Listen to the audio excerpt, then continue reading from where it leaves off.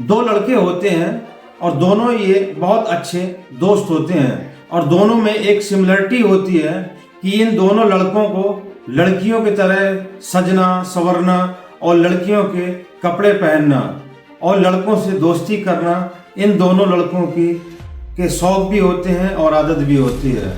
और यही शौक इन लोगों की रोजी रोटी भी बन जाती है, क्योंकि ये लड़के शादी ब्याह हो या पार्टी हो वहाँ पर लड़की बनकर डांस करना और पैसे कमाना इनका पेशा बन जाता है। और इसी तरह ये आसपास के जहाँ पर भी शादी बारात होती वहाँ बुकिंग करते और डांस किया करते थे।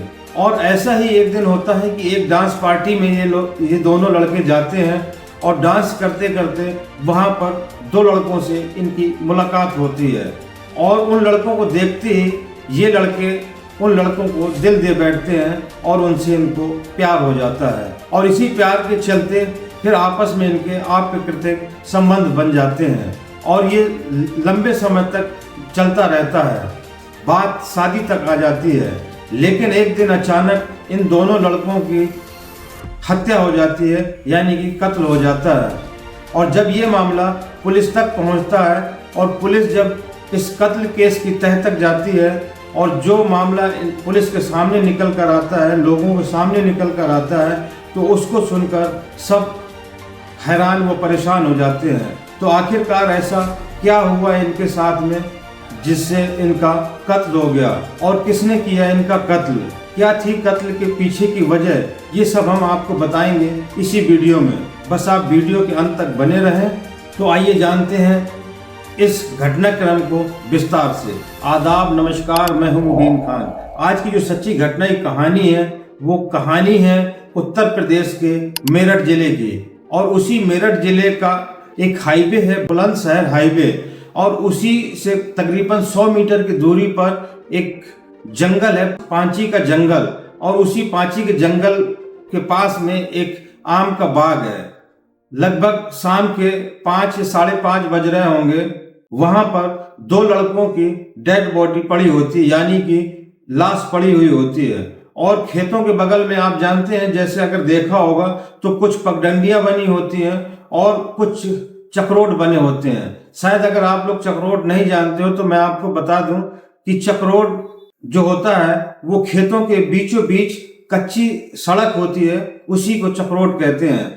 और वहीं से एक कैली गांव का एक शख्स निकल रहा होता है और निकलते वक्त जब इन लड़कों पर उसकी नजर पड़ती है तो पास में जाकर देखता है, तो देखने पर पता चलता है कि ये दोनों लड़के मर चुके हैं और दोनों लड़कों के गर्दन पर चोट के निशान होते हैं, यानी कि गर्दन लाल हुई होती है। तभी उन्हें समझ आ जाता है कि शायद इन लड़कों की किसी ने हत्या कर दी हो। तभी वहां पर वो शोर मचाता है और जो पास में बाग है, बाग के जो चौकीदार होता है उसको बुलाता है और उन लड़कों के बारे में पूछता है कि ये लड़के कौन है, तुम जानते हो? वो चौकीदार कहता नहीं, मैं तो नहीं जानता। तभी ये लोग पुलिस को भी सूचना दे देते हैं। जैसे ही दो कत्ल की बात पुलिस के सामने आती है, पुलिस में दल बल के घटना स्थल पर पहुंच जाती है और वहां के आला अफसर भी पहुंच जाते हैं और फॉरेंसिक टीम भी पहुंच जाती है। और जब पुलिस वहां पहुंचती है तो देखती है पास में ही दो लड़कों की डेड बॉडी पड़ी है और पास में ही उन दो लड़कों के बीच में एक मोबाइल पड़ा होता है। और जब उनका चेक किया जाता है तो उनके पर्स वगैरह भी जेब में पड़े होते हैं। तो पुलिस को ये बात समझ में आ जाती है कि ये घटना लूटपाट की तो नहीं लगती, लेकिन जिस स्थिति में होते हैं और गर्दन में जिस हिसाब से निशान होते हैं तो पुलिस ये बात तो समझ जाती है कि इन दोनों लड़कों की हत्या की गई है, लेकिन इनके साथ लूटपाट जैसी कोई घटना नहीं लगती उन्हें।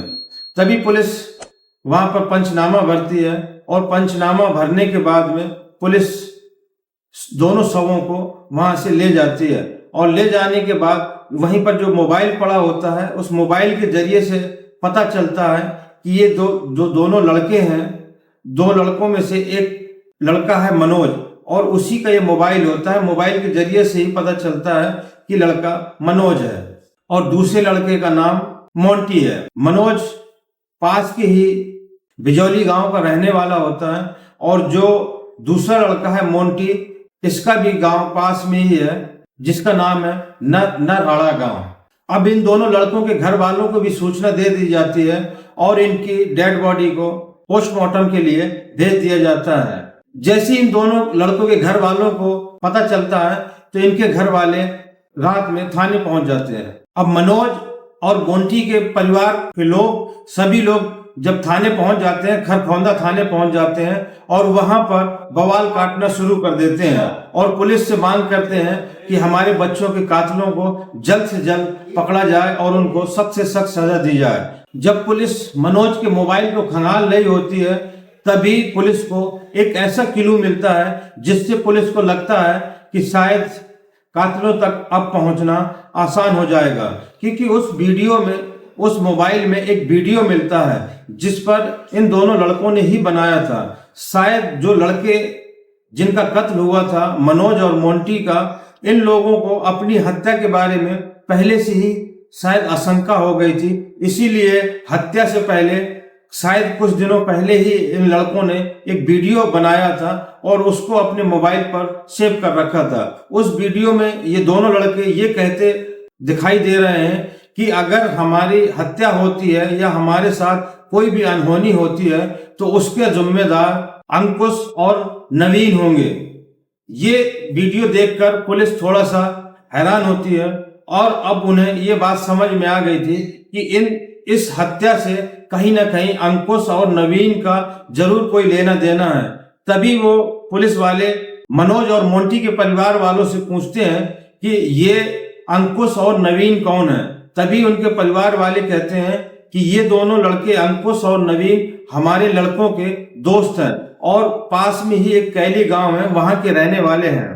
तभी वहां के थाना प्रभारी, खरखौंदा थाना प्रभारी टीमों का गठन करते हैं और लगभग 5 टीमें बनाई जाती हैं और इनकी तलाश शुरू कर दी जाती है। जब नवीन और अंकुश के घर पुलिस पहुंचती है तो पता चलता है कि अंकुश और नवीन दोनों घर से फरार हैं। पुलिस को अब ये बात का यकीन हो जाता है कि कहीं ना कहीं इनका हाथ जरूर है और शायद इन दोनों ने ही कत्ल किया हो।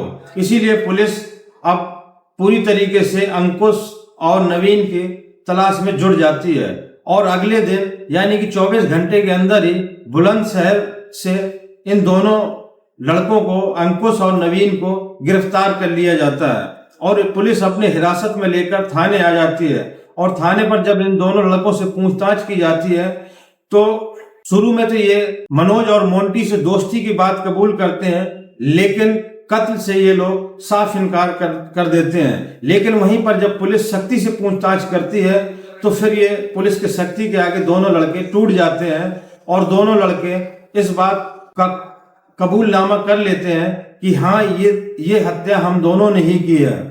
तभी पुलिस उनसे हत्या के पीछे की वजह जब जानना चाहती थी तभी उन दोनों लड़कों ने जो वजह बताई वो सुनकर पुलिस भी हैरान, वो परेशान, दंग रह गई। दरअसल अंकुश और नवीन ने जो कहानी बताई वो इस तरह से थी कि दरअसल इन्होंने बताया कि हम एक शादी में गए हुए थे और वहां पर डांस का एक प्रोग्राम था और वहां पर ये दोनों मनोज और मोंटी डांस कर रहे थे लड़की के भेष में। इन्होंने लड़कियों की ड्रेस पहन रखी थी और फुल मेकअप कर रखा था और ये बहुत ही अच्छा डांस कर रहे थे, जिसको देखकर हम पहली नजर में इन दोनों लड़कों को अपना दिल दे बैठे और जब इनकी नजर हमारे ऊपर पड़ी तो इन दिल ही दिल में ये हमें जिस अंदाज में देखना शुरू किया तो हम और भी ज्यादा खुश हो गए। और जब प्रोग्राम खत्म हुआ तो जब हम इन दोनों से बात की तो हमें ये पता चला ये लड़की नहीं बल्कि ये दोनों लड़के हैं। लेकिन जब तक हमारे मन में प्यार के लड्डू फूट चुके थे और कहीं मन ही मन ये दोनों भी हमें पसंद करने लगे थे, तभी हम चारों एक दूसरे का नंबर शेयर करते हैं और वहां से चले आते हैं। इसके बाद में हमारी बातें शुरू हो जाती हैं। मनोज नवीन से बातें करने लगता है और मोंटी अंकुश से बातें करने लगता है। मनोज की उम्र लगभग 18 साल होती है और नवीन की उम्र लगभग 24 साल होती है और वहीं पर मोंटी की उम्र लगभग 20 साल होती है और अंकुश की उम्र लगभग 30 साल होती है। और इन चारों में एक दूसरे से फोन पर बातें होने लगती हैं और बात होते होते इन चारों लड़कों को एक दूसरे से प्यार हो जाता है और उसी प्यार के चलते ये लड़के मिलना जुलना शुरू करते हैं और अक्सर जिस बाग पर इनकी डेड बॉडी मिली थी अक्सर ये वहीं पर उसी बाग पर मिलने आया करते थे और वहीं पर इन लोगों के अप्राकृतिक संबंध भी बनने शुरू हो गए थे और ये सिलसिला यूं ही चलने लगा था। अब ये लोग जब भी मिलते तब भी अप्राकृतिक संबंध बनाते और मनोज और मोंटी ने जब इनसे अप्राकृतिक संबंध बनाते तभी ये उसी समय अपना वीडियो भी बना लिया था। अब वो वीडियो इनके फोन पर था और ये सिलसिला यूं ही चलता रहता है और एक दिन अचानक मोंटी को पता चलता है कि अंकुश की सगाई हो गई है और वो शादी करने वाला है। तभी ये लोग अंकुश और नवीन से मिलने जाते हैं और उनसे कहते हैं कि हम तुमसे शादी करना चाहते हैं और तुम किसी और से शादी नहीं कर सकते हो। और इसी के चलते मनोज और मोंटी अंकुश और नवीन के ऊपर दबाव बनाने लगते हैं और इनका दबाव बढ़ने लगता है। इसी को देखते हुए नवीन एक दिन अपना गांव छोड़कर हैदराबाद निकल जाता है, लेकिन मनोज और मोंटी का दबाव कम नहीं होता और एक दिन ये दोनों लड़के मनोज और मोंटी अंकुश और नवीन के घर पहुंच जाते हैं और वहां पर सब कुछ उनके घर वालों को बता देते हैं और अंकुश और नवीन से कहते हैं कि अगर तुमने हमारे साथ शादी नहीं की तो हमारे मोबाइल में जो वीडियो रिकॉर्ड है वो हम उसको वायरल कर देंगे और सभी को दिखा देंगे कि तुमने हमारे साथ अप्राकृतिक संबंध बनाए, इससे तुम बदनाम और रुस्वा हो जाओगे। इस बात से वो दोनों डर जाते हैं और उनको काफी मनाने का प्रयास करते हैं, लेकिन अब अंकुश और नवीन इन दोनों से पीछा छुड़ाना चाहते थे और एक दिन ये दोनों प्लान बनाते हैं और मनोज और मोंटी को उसी बाग में मिलने के लिए बुलाते हैं और जब मनोज और मोंटी उस बाग में इनसे मिलने आते हैं तभी ये दोनों लड़के अंकुश और नवीन मनोज और मोंटी से कहते हैं कि ये वीडियो डिलीट कर दो। तभी इन चारों लड़कों में झगड़ा शुरू हो जाता है और अंकुश और नवीन मोंटी और मनोज को मारना पीटना शुरू कर देते हैं और वहीं पर नवीन मनोज का गला दबाकर हत्या कर देता है और अंकुश मोंटी के गले में बेल्ट का फंदा डाल देता है और मोंटी की भी हत्या कर देता है। दोनों की हत्या करने के बाद वहीं पर इन दोनों की डेड बॉडियों को फेंक देते हैं और मोंटी का मोबाइल ये लेकर चले जाते हैं क्योंकि इनको ये पता था कि जो वीडियो है वो मोंटी के मोबाइल में है और वही मोबाइल ये ले जाते हैं और ये सोचते हैं कि इस बात की खबर किसी को नहीं लगेगी और सबूत भी मिट जाएगा, लेकिन शायद इनको पता नहीं था कि अपराधी कितना ही शातिर क्यों ना हो लेकिन कोई ना कोई क्लू जरूर छोड़ देता है। और वहीं पर जब मनोज और मोंटी ने जो वीडियो बनाया उस पे इन दोनों का नाम लिया, उसी से ये लड़के पकड़े जाते हैं। अब खरखौंदा पुलिस इन दोनों लड़कों को जेल भेज देती है।